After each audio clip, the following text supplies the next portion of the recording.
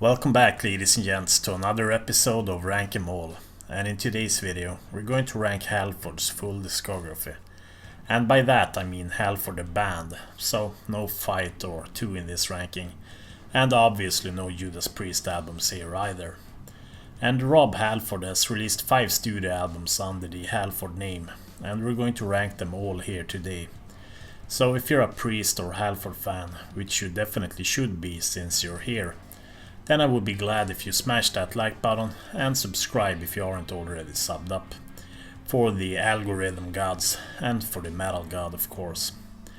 And now it's time to rank Halford's albums from the worst to the best. So let's do this. The worst Halford album is, in my opinion, Celestial, or Winter Songs Part 2 as I like to call it. Yeah, I think that the metal god has confused himself with Santa somehow. Maybe it's that big white beard of his that has infected his mind somehow. I mean, I can spin this album once or twice around Christmas, because modern Christmas music generally sucks. And I rather listen to Halford singing about red-nosed reindeers than anything Christmas related that you come across on the radio. I also think that Halford, who has one of the best voices in metal, should use his time to record timeless metal albums, instead of messing around with stuff like this, because I think it tarnishes his reputation, at least to a small degree. His voice is one of the best of all time, but I don't always agree with his decisions, and Celestial is an album that I'm not sure that the world really needed. The album sounds professional, and there is some competent musicianship on this record, and Rob Halford sounds amazing like always. His voice just don't age like normal human beings. And maybe this album shouldn't even be in this rank, since this album was recorded with Halford and his family and friends, instead of Metal Mike and Bobby Jarzombek and the rest of the guys. But on the other hand, I just can't take this album that seriously. But who knows, I might give it another spin when December comes. So, next. In 4th place we have 3 Winter Songs, and this was Halford's 3rd album, and this one differed quite a bit from the first 2, since it was a Christmas album, just like Celestial was some 10 years later. But there is a difference between those albums. Celestial is more of a traditional Christmas album, while Winter Songs is more of a metal album, so I definitely prefer this one. And worth noting is that guitarist Lachman had left the band, and he was replaced by Roy Zed, who was known for his time in Bruce Dickinson's solo band. And Winter Songs might just be the best Christmas album ever made, depending on if you count King Diamond's The Puppet Master as a Christmas album. So if you want to get into the spirit, then this is the album to go with.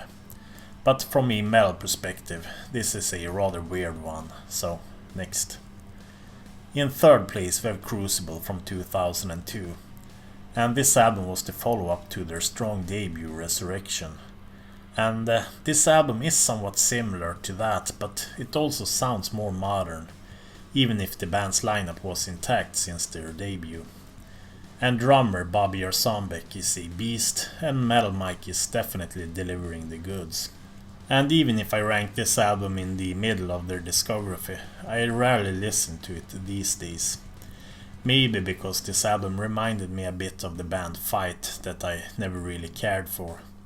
But don't get me wrong, the musicianship is way more interesting here, but somehow this album felt a bit dated, and the songwriting ain't as strong as on their debut album, for example. And after Crucible, Halford was put on hold because Rob reunited with Judas Priest a year after this album came out. So, next. In 2nd place we have Made of Metal from 2010, and for me this was the last real Halford album, at least for now, since the Christmas album Celestial hardly counts as a Halford release in my opinion. Made of Metal is a very long album, it contains 14 songs, and it's over an hour long. I mean, they could have cut the album in half and made it a neat and tidy 8-track album that clocks in around 40 minutes, with the best moments of Made of Metal. That would have made much more sense than a half hour extra of fillers. But songs like Hellraiser, Like There's No Tomorrow, and Speed of Sound are solid tracks. And what's up with the NASCAR theme, by the way? Come on, Rob, get back on that motorbike instead. Next. The best Halford album is, in my opinion, Resurrection from the year 2000. This was their first release, and it was one of those handful of albums that repopularized the heavy metal genre back when it came out. And this was Rob Halford's return to metal, thus the name Resurrection. At least to a more traditional style of metal. Rob had started 2 semi-successful bands in the 90s, Fight and 2. So this was the resurrection of the metal god himself to some degree. And the album Resurrection takes up the torch where Priest had left off. Think Ram It Down or Painkiller Judas Priest, but with a slightly more modern production.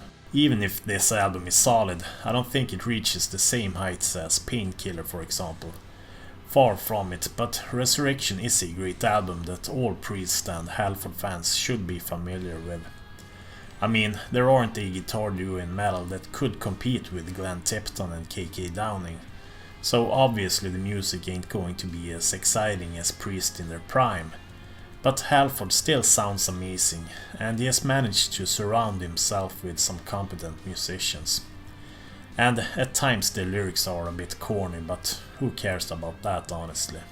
Rob Halford's voice is a good enough reason to check out this album. I mean, the title track Resurrection, it really sets the standard right away. It almost sounds like a leftover track from the Painkiller sessions. And then we have songs like Made in Hell and Nightfall that all fans of Priest and Halford should be familiar with.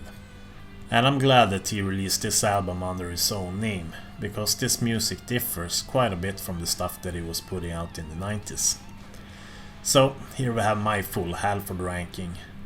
And even if it was more than 20 years since Halford's first solo album came out, the band has been more or less a side project for Rob Halford. Especially after 2003 when Rob rejoined Judas Priest. And I think that his solo career is worth checking out, especially if you're already familiar with most Judas Priest albums. And at their best moments, I think that there is a bit of that Priest magic here. But on the other hand, 2 out of 5 studio albums were Christmas albums, so this was a rather weird rank 'em all video. And let me know what you guys think of Halford down in the comment section below. Do you like these albums and how would you rank them? Let me know. And if you enjoyed this episode of Rank 'em All, then hammer that like button and don't forget to subscribe if you're new to the channel. And if you enjoy my work and want me to continue doing this, then I'll suggest that you drop me a few dollars on Patreon. Or you could always go and grab yourself some merch at the Ruthless metal store. Otherwise, I might turn this channel into a Christmas music channel. And yeah, let me know whose discography I should rank in the next episode of Rank 'em All.